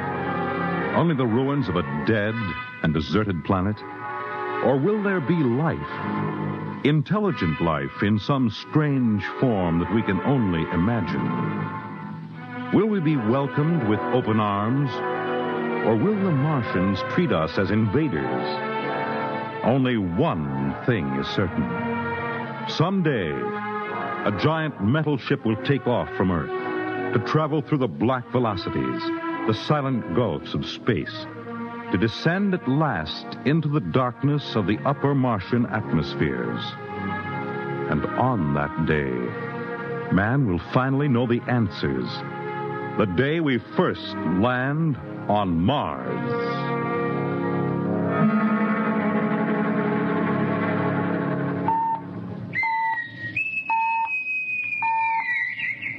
Now hear this. Now hear this. Approaching critical deceleration. Fasten gravity suits. Stand by to land. There it is. We've intersected the course vector, sir. All right, Mr. Lustig. Over to manual control. Aye, sir. Masters, sound general quarters. Aye, sir. Mr. Lustig, what do you make of the terrain? There seems to be a heavy ground, Miss Captain. We won't be able to use the infrared lights. And we'll have to come in on radar. Isn't that a little risky, sir?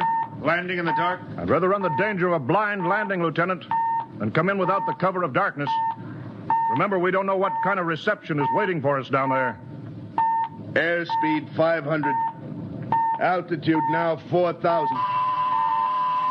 Bridge to engine room. Stand by for deceleration. Fire forward tubes 1 and 3.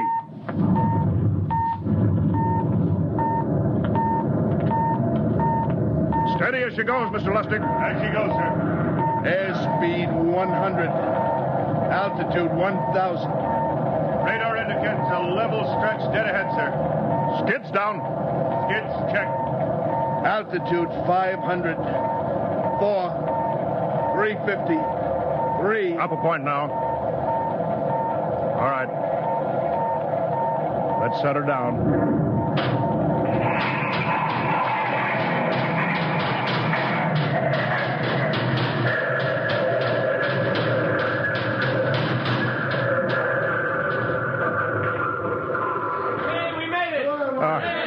Cut the power. Masters, pipe battle stations. Aye, sir. All secured, sir. Well, gentlemen, we're now on Mars, April 20th, 1987, 4:33 Greenwich time. Enter that in the log, Masters. Aye, sir. Well, gentlemen, it's less than 2 hours till dawn. As soon as it's light, we'll send out a landing party. Masters, get me an all-over hookup.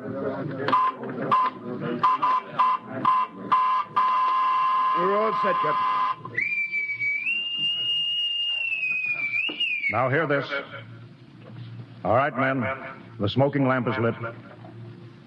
Well, we're on Mars. The first man shipped from Earth to land here. We don't know what we're going to find or what dangers we may face. We're 17 men on an alien world, and it's up to us whether we ever get home again. The next few hours should tell the story, and I want instant obedience to all commands. I'll court-martial the first man who doesn't jump to when he's ordered. And one other thing. We may be on Mars, but this is still a United States naval vessel. Officers will conduct a personal and weapons inspection in 1 hour. That's all. An inspection, Captain? Now? Mr. Lustig, we've got an hour and a half to sweat out before we find out what's outside that airlock. I'd rather have a man worried about his stripes than about what's waiting outside on Mars.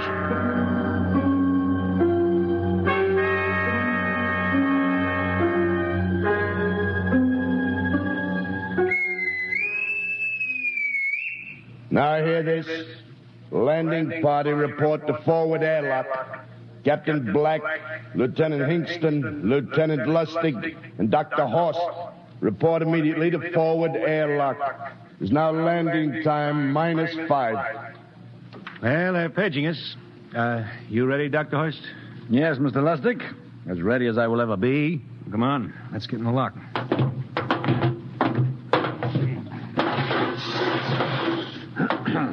Hingston, Lustig, and Horst reporting in the airlock. Very well, sir. The captain will join you. 4 minutes to go. At least the captain would get here. What difference does it make? I just want to get it over with, that's all. Anybody got a cigarette? Yeah, I think you're smoking too much, Lieutenant Lustig. Are you nervous? Lay off, will you, Horst? Wondering what's hidden outside underneath that ground mist? I've been giving it some thought. It'll be very interesting to find out. A very unusual planet, Mars. Why? It has an atmosphere. A wonderful thing, an atmosphere. Where you find one, you find life. You mean Martians? What do you think they'll look like? Who knows? Intelligent life can take many forms.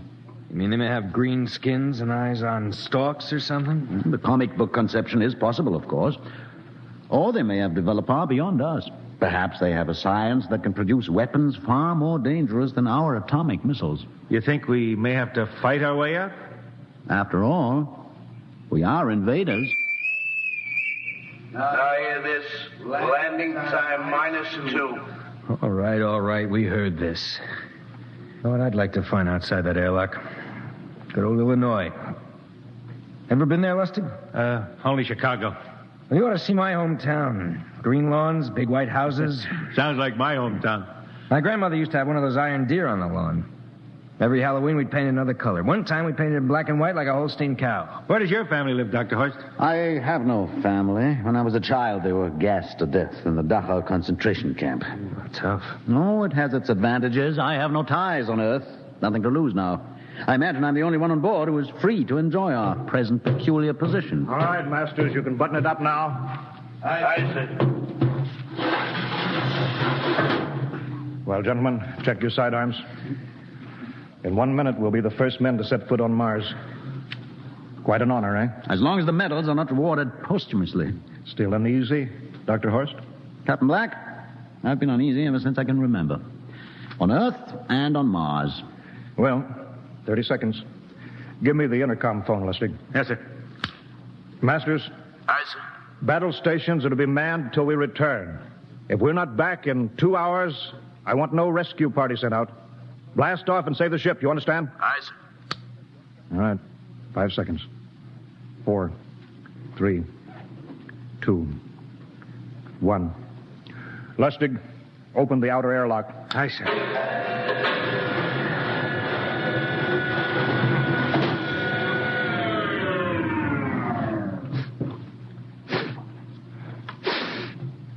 It's fresh air. Let's go. All right, now, take it easy. It's too dark to move fast.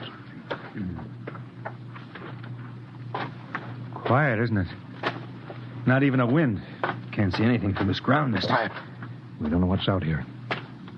All right, come on. What the quiet? Captain, I could swear that sounds like a rooster. I don't hear it anymore. Very homely but unlikely sound. A rooster crowing on Mars? Hingston? Aye, sir. Set that machine gun 25 yards to the flank. We'll stay here till the ground mist lifts. Aye, sir. What do you make of the ground, Horst? Grass. Plain grass. You can see some large foliage there where the mist's thinned out. What the? Hingston, hold your fire, you fool! I hit it, Captain. What? Some kind of wild animal. I hit it. I could see the tracers, but it's still standing. Come on, Horst. Doctor, where are you? Up ahead. Admiring the wild animal. Careful, Horst. Wait for us. Don't worry, Captain. It's an iron deer. A lawn ornament. Well, that's impossible. It's hollow. Interesting, isn't it? A whitewashed Victorian iron deer sitting on a lawn in the middle of Mars. I don't understand. Look around. The mist's lifting. Hey, Captain, look there. It's a house, a regular old-fashioned house. But, sir, on Mars. Good Lord. I haven't seen carved scrolls and gingerbread like that in years. Look at that port swing. The geraniums. There. I told you it was a rooster, Captain. Give me the glasses, Lustig. I want to take a look through that front window. Well, there's an upright piano. Some sheet music on it. Lustig, it's beautiful Ohio. Oh, it can't be, sir. Horst, do you think that civilization of two planets could be identical? I don't know. That specific variety of geraniums is only 50 years old on Earth. Is it logical that they should develop in Mars?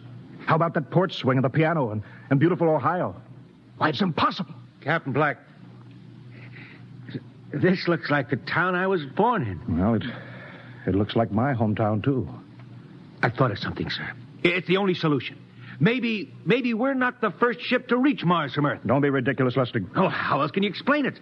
Suppose some scientists got together. They invented some spaceship and planted a colony here. That's the only answer. That's impossible, Lustig.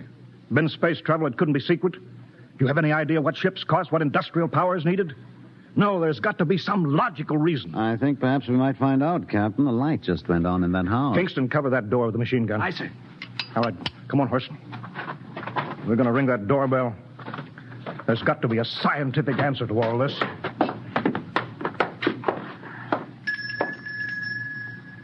And there's something moving in there. Stand back, Horst. Give me a clear shot. Are you sure a bullet can stop a Martian? Steady now. Can I help you? Will we... If you're selling anything, it's much too early. No, wait just a minute. What town is this? What do you mean? Are you census takers? No. We're strangers here. We want to know how this town got here. Is this a game? No, it's not a game. We're from Earth. From where? From Earth. Do you mean out of the ground? Are you sure you're feeling well? Madam, we came in a flying ship across space. We're from the third planet, Earth. This is Mars. Now do you understand? Mars. You go away now, you hear? I'll call my husband from upstairs and he'll chase you. Go on. But this is Mars, isn't it? This is Green Lake, Wisconsin, in the United States of America. Bounded on the east by the Atlantic and on the west by the Pacific. Now go away. Goodbye. Horst, do you suppose it's really possible? I've got to find out more about this. I told you I'd call my husband. Now you go away. You've got to tell me one thing first. What year is this? Year? 1928, of course. For goodness sake. You hear that, Horst? And we know it's 1987, and we know this is Mars. Horst, is it possible that we got fouled up, made some tremendous blunder, circled around, and landed back on Earth? In 1928? Well, maybe some switch in time or dimension. Could we have shifted somehow, gone backward in time? Oh, Horst, this won't hold water. It's not logical. We checked every mile. We went past the moon, out into space. We're on Mars. Lustig out at point. Hingston in the rear. Keep that gun at half load. Aye, sir. Horst, there's got to be some cold, logical solution. Captain. What? That house down the street, the white one with the green shutters. Lustig, what's the matter? I never thought of... Thank God! Lustig, come back here. He's running for that house. That crazy fool. After him, quick. Lustig, stop! Come down off of that porch. Grandpa! Lustig, what the devil do you think you're doing? Albert! Grandma, Grandpa, it is you. Lustig, what is going on here? Albert, it's been so many years. How you've grown, boy. It's so good to see you. Lieutenant Lustig! Oh. Captain, Grandma, I want you to meet my friends. This is Captain Black. Captain, I want you to meet my grandfolks. Howdy. Any friend of Albert's is a friend of ours. How long have you been here, Grandma? Oh, a good many years, ever since we died. Ever since you what? Oh, yes, sir. They've been dead 30 years. What? Oh, now, don't you trouble yourself. It's all right. We're alive again, that's all. Do you mean to tell me that Mars is heaven? Oh, nonsense, no. All we know is here we're alive again. And who are we to question God's infinite ways? Well, Lustig, we're going back to the ship. But, Captain, I want to talk to my grandfather. Lieutenant Lustig, I don't like any part of this. You'll come back with us if I have to club you and carry you. I see. Now, let's go. Heaven only knows what they've run up against back at the ship.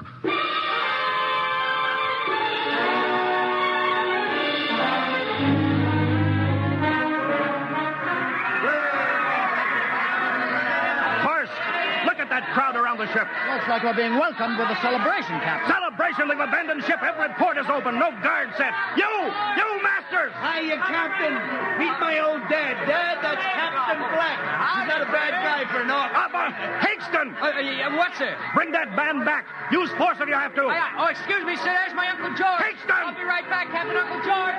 What the devil is going on here? Don't you understand, sir? They've all found friends and relatives. They're all here. Right, Captain. I've found it. The whole crew's out in the crowd. But I gave orders. Definite orders. You don't understand, Captain. I understand mutiny. I don't care how many relatives show up. I'll have discipline. Johnny! Johnny, you old son of a gun! It's you. Edward. Yes.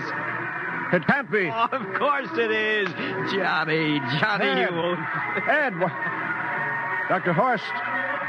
This is my brother, Edward. How do you do? Hello, sir. It's wonderful to see you, Edward. Look, I've got to get back to my ship. Oh, Johnny, wait. I almost forgot. Mom's waiting at home. Mom? Yeah, and Dad, too. Mom and Dad are alive? Then you're real, Ed. Well, of course. Don't I feel real? How's that, huh? Why, Ed! We've got lunch for you, Johnny. Mom's making corn fritters. Dr. Horst, haven't you found anybody? No, Captain. I have nobody. Well, then you come on home with me, right, Ed? Why, sure. Horst, you wouldn't believe it, but it's been 35 years since I had Mom's corn fritters. By George, 35 years.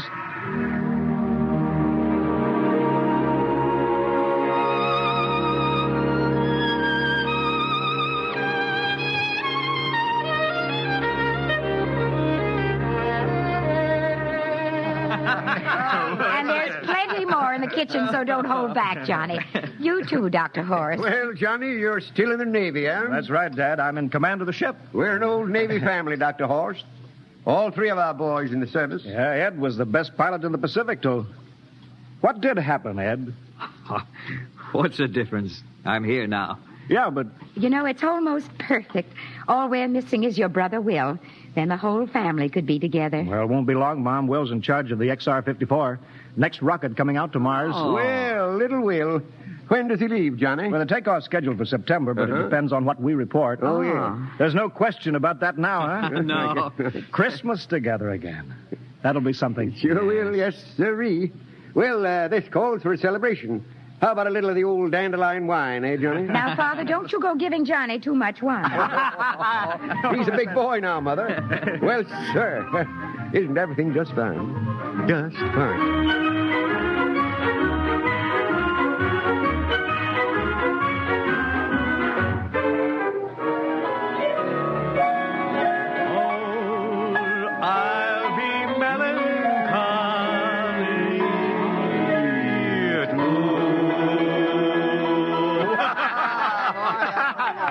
Play that one again, will you, Ed? Oh, sure.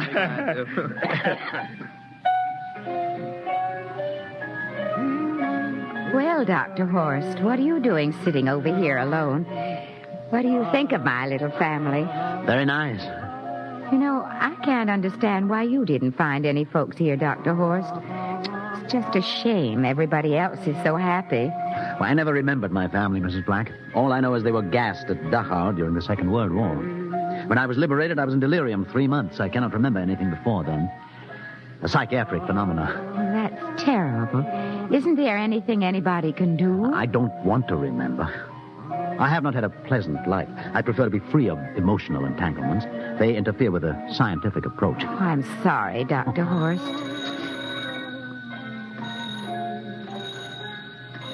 Oh, I'll get it. That's our ring, long and 3 shorts. I remember that. Well, maybe we'd better call it a night. You must be getting tired, Johnny. I'd better be going back to the ship. Nonsense. You stay the night. We insist. I just couldn't rest thinking of you all alone on that ship. I'll be all right. Well, good night. Oh, wait a minute, Dr. Horst. That phone message was for you. Me? Yes, that's right. A message from Anna. Anna? I don't... Well, there, she must be an old friend. Isn't that nice? I don't... You sure it was for me? I don't remember any Anna. Well, she asked if you were better. Perhaps she's someone who knew you at Dachau. Anna? She said she's coming over here first thing in the morning. So you'll have to stay over. Yes, well, but... that settles it, then. You stay here, Horst. You can bunk with me in my old room. Yeah, but, Johnny, we thought you'd like to be with Edward. So you could talk the way you used to. Well, we can't put Dr. Horst on the daybed. I think we better share the room tonight. Be plenty of time for talking, Ed. Yes, I guess so. I suppose I better drop back to the ship. You know, Ed, security check. What? Why do you have to do that here? I don't know, Mom. There's no good reason, I guess. Suppose we skip it tonight, eh? Well, good night, everybody. Oh, it's good to have you home, Johnny. It's good to be home, Mom.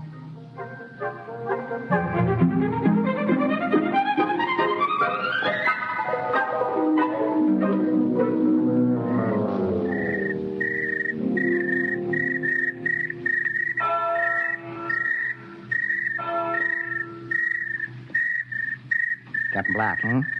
You asleep? No, I've been thinking about what we were expecting. Green-skinned Martians. All the time there was only Mom and Dad and Edward waiting. That's funny what tricks your imagination can play on you. Well, I guess Mars is heaven, Horst. You know, I've been thinking about Martians, too. Captain, just suppose there were Martians, and they saw us land, and suppose they thought of us as invaders. What would be the best weapon they could use against our atom bombs, huh? I don't see what you're getting at. They would want to disarm us first, huh? To wipe out all suspicion, to make us feel at home. Captain, suppose this house isn't real. Suppose the people are just images, stolen from our own memories by Martians, created for us by telepathy, hypnotist. Oh, that's the craziest theory I ever heard. Maybe that's why there was no one for me. Because in all my life, there is no happy memory, no real loved person, not even my mother. I don't remember her. Only the piles of rotting corpses at Dachau. There was no happy emotion for these people to recreate. How about that phone call? Anna? Yes, Anna. I didn't remember who she was, but I do now. I just remembered.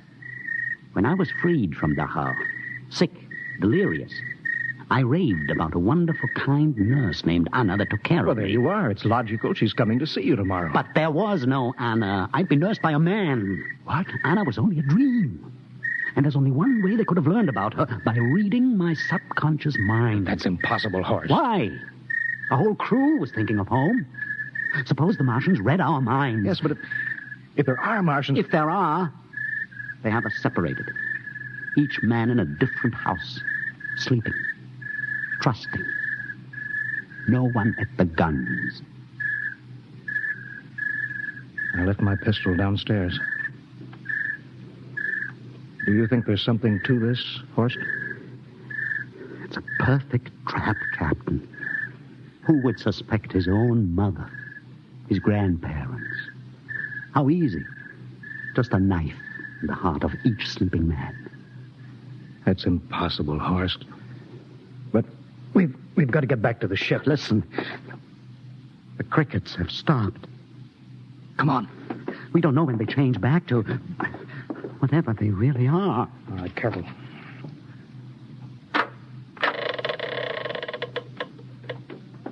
Where are you going, John? Ed, we wanted a drink of water. That's all, Ed. You're not thirsty, John. You don't want a drink. Look out! You don't want a His drink. face! It's changing! He's a Martian! Run, Horse! Run! You can't get away, John. This way, Horse! Horse, where are you?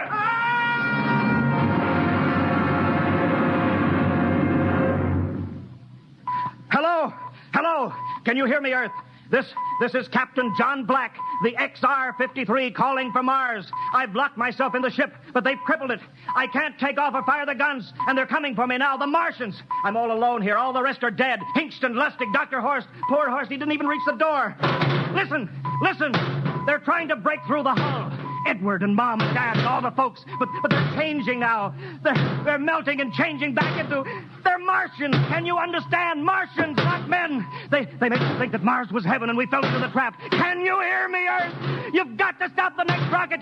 Listen, tell my brother Will. Tell my brother not to come. They'll trap him too. They'll kill them all. Hello?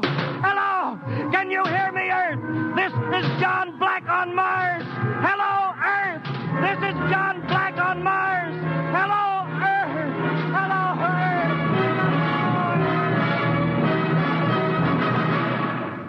Earth. Tonight, X-1 has brought you the science fiction classic, Mars is Heaven, written by Ray Bradbury and adapted for radio by Ernest Kenoy. Featured in the cast were Wendell Holmes as Captain Black and Peter Capell as Dr. Horst, with Bill Zuckert as Masters, Bill Lipton as Hinkston, Margaret Berlin as the old lady, Bill Griffiths as Edward, Ken Williams as Lustig, Ethel Everett as Mom, and Edwin Jerome as Dad. Your announcer, Fred Collins. X-1 was directed by Fred Wayne as a transcribed NBC Radio Network production.